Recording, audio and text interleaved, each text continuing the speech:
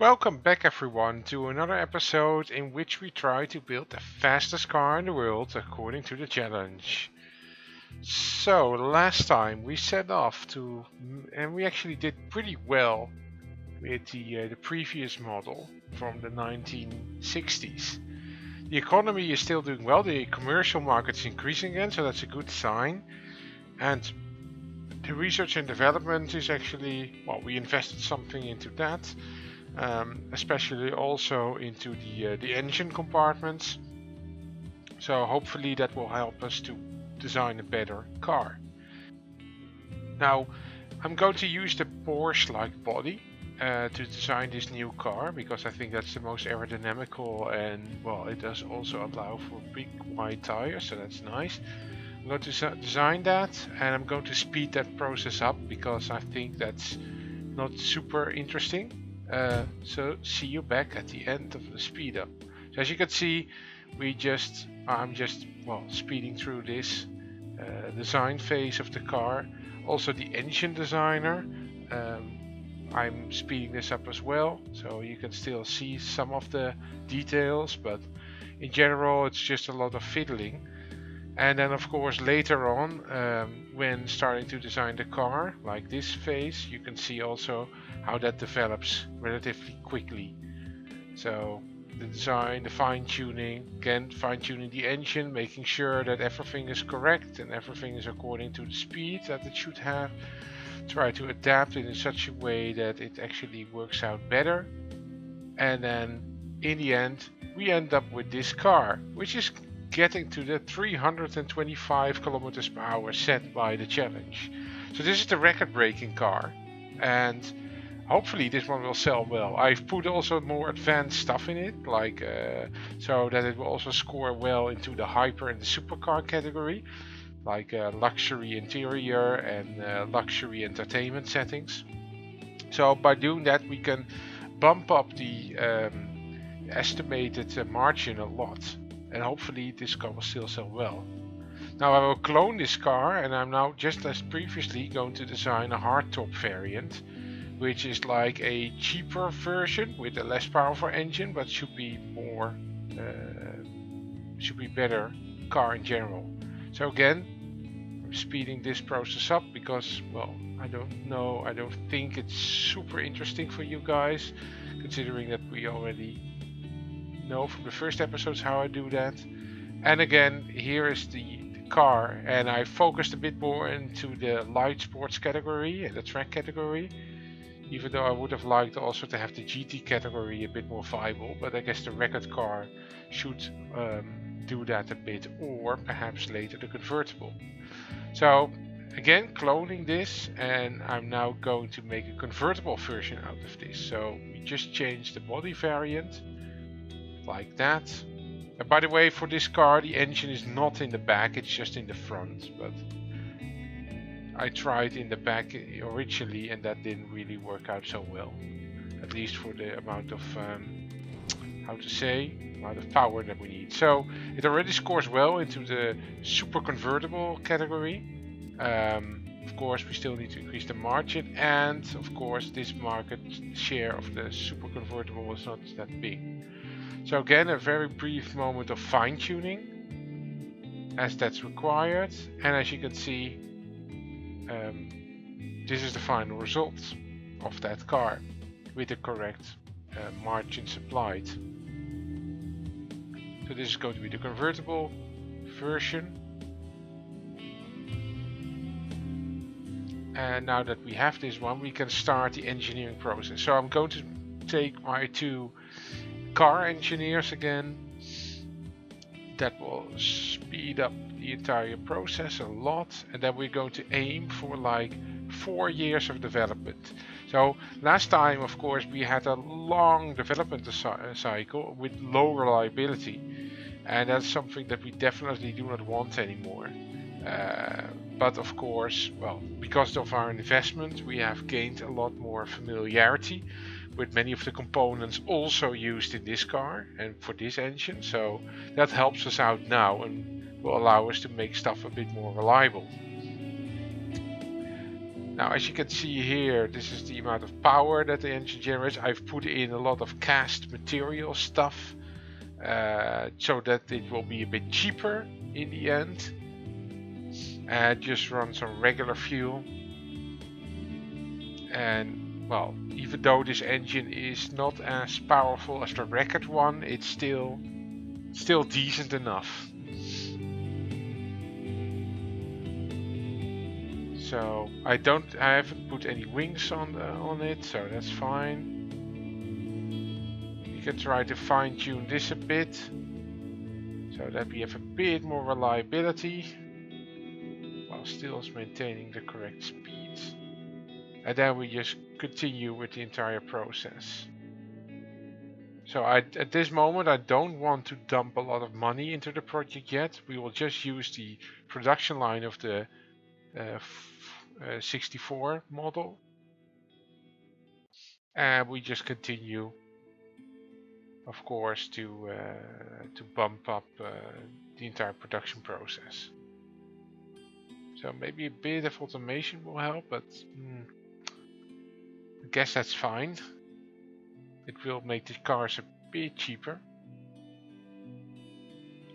And of course, well, we're trying to aim for a production cycle of 2, and both for the engine and the cars that works out well. So you can see these cars score pretty well, and look at the demand, it's pretty high. So especially for the hardtop coupe, we definitely need more. We can also bump up the price, considering that this is already at 2 shifts, which is the average, and the amount of shifts that, especially for these luxury cars, I want to retain. So yeah, I guess we can go 2 ways. We either bump up the shifts or we increase the margin, and I think I will try to do a bit of both, but also to bump up the margin a bit. So that should help. I just want to overproduce a bit. And of course, don't forget, this is still before the sign off, so it's not these numbers might change in those 4 years, of course. Might become lower, might become even higher, so we will see how it works out. But with these margins, I'm pretty happy, to be honest. And this should go well for the car and our company. Because Hollandia tries, of course, to sell well, also reliable cars, though thus far we haven't been able to do so because we didn't have the income to do it and the time. But hopefully this will work out to be also a reliable car compared to the last models. So sign off, and now we will just speed ahead and see how the sales are going and adjust if required. So from the previous model, the 64, you can see that we are still retaining decent stocks. It's getting higher, but it's I like to have a year worth of sales stock. So this works out well. Economy is doing actually pretty okay. It's stagnating a bit. So also R&D, we can maybe invest later a bit more funds into that. And now it's just skipping ahead towards 1979, when our first new car will appear. So we did have, of course, well, we lost a bit of money.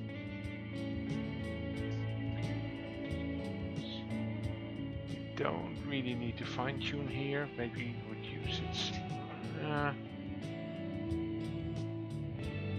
So we can still decrease the margin and get back to 2 shifts roughly. And I'm happy with that because, I mean, I'd rather pump out a bit more cars and sell more in general so that we gain more market awareness than that we are really going for the well, the highest margins and a low production number. But I also try to keep it at the let's say, the golden standard of 2 shifts instead of going way lower or higher. So it's stable again. That's good. And look at the amount of cars that have been sold. It's really, really a nice number for such a specialized piece of equipment in a way. So we're only 1 year away from the release of the new car, roughly. Economy is still doing fine, though not great. Let's see at the market awareness. So we have a good awareness in the categories that we want. In Gasmina we are growing. Argana, well, we haven't really sold anything yet. So let's again speed through. Stocks are increasing a lot, so we have to adjust again, making sure that we are not overproducing this. And if required, we might maybe by now want to start canceling the entire lineup, because it's, well, we are getting closer to the release date of the new car. Might as well cancel this entirely. So we will still sell all the stock that we have, but at least we're not actively producing these cars anymore.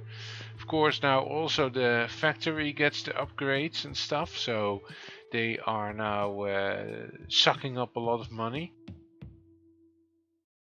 And that shows we've had a loss of over 55 million in this year. But of course, that's all gearing up towards the production. Let's see how it does. I expect a lot from this car. Economy is doing okay. It's rising a bit again. Ooh, okay. So we're not underproducing, but we definitely have to adjust a bit. So let's lower these numbers and maybe lower the profit margins a bit so that we can get to a slight overproduction. Yeah, 55 maybe. So that sounds good. Let's see how it develops again.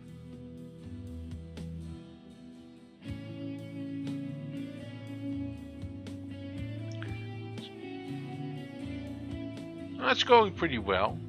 It's of course it's slightly stagnant, but in general I'm not too displeased about how this car performs. I mean, we're outscoring definitely the old car.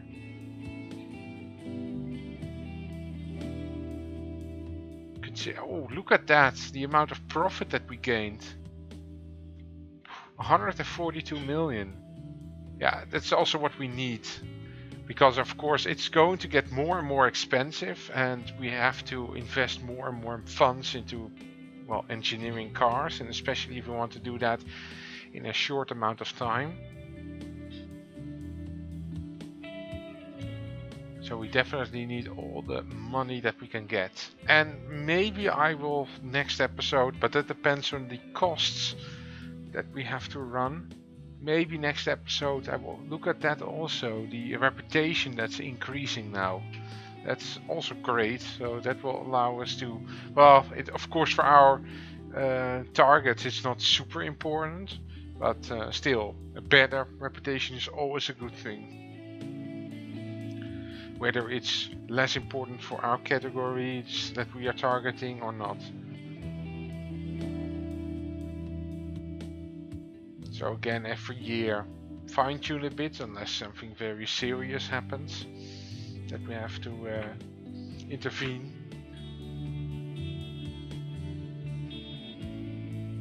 But it's looking good. These old cars, let's just get rid of them. Let's just sell them with, well, for almost no profit margin. And we want to get rid of all that stock, ideally as fast as we can.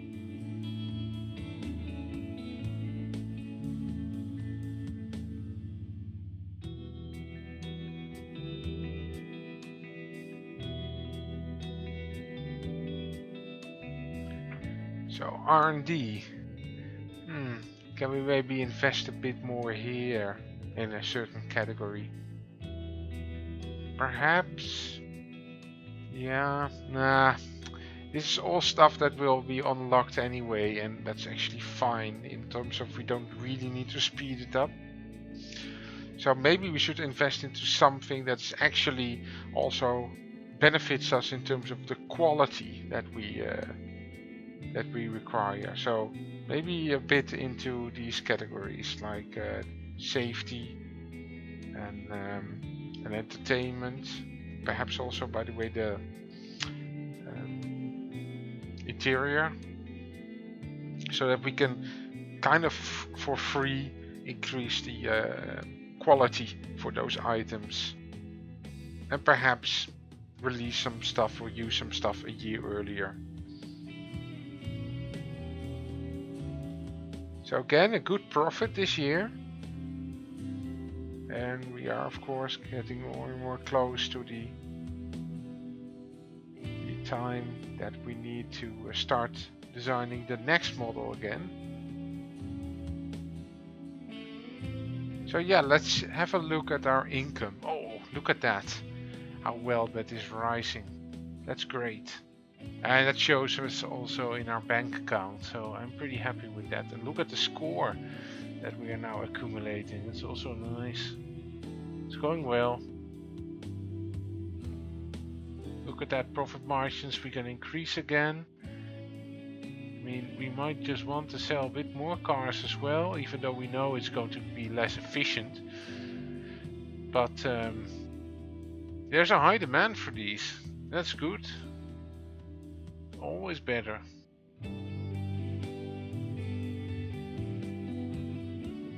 And our stocks are not increasing that rapidly either.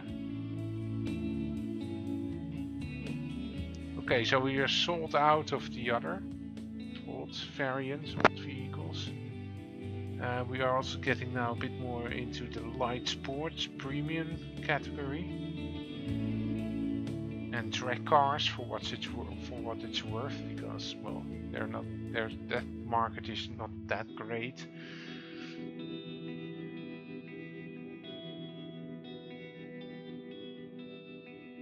So it's, yeah, let's speed it up again.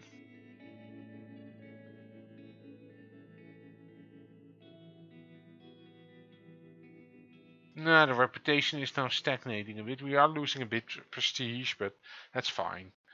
We still have a good amount of prestige left for the company.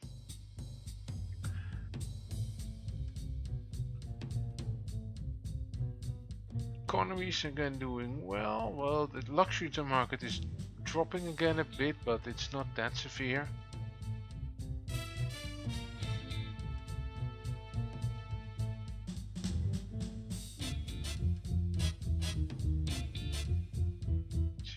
We need, yeah, we need to fine tune. We now need to lower the amount of production, and we arrange the amount of relative cars. Now R&D is fine. We can now just reduce this spending and reduce that one as well. So we should now be running completely with full efficiency. So next time, with the tech pool that we now have, we can design even better cars. By the way, in this car I also put, maybe you didn't see it because I skipped through it a bit fast, I've put in a multi-point injection system, which I could because of my tech pool. And that will really help us also later on when we start, of course, again building the next car with a form of injection. I guess it's going to be either single point injection. It's likely going to be single point again, not multi-point. That's a bit later. But it's anyway, it's good that we already have familiarity with that right now. So it's going well. Awareness is growing. Of course, we need to design a new car soon. You see that we have also pretty high awareness now in these categories, in Florinia and in Gasmia. So I hope that you liked this episode. If you don't appreciate the speed throughs that I'm doing, please let me know, then I will try to adapt. But if I don't hear anything, I will continue to do that. So have a nice day, and see you again next time. Also, don't forget to like and subscribe for more videos. See you around.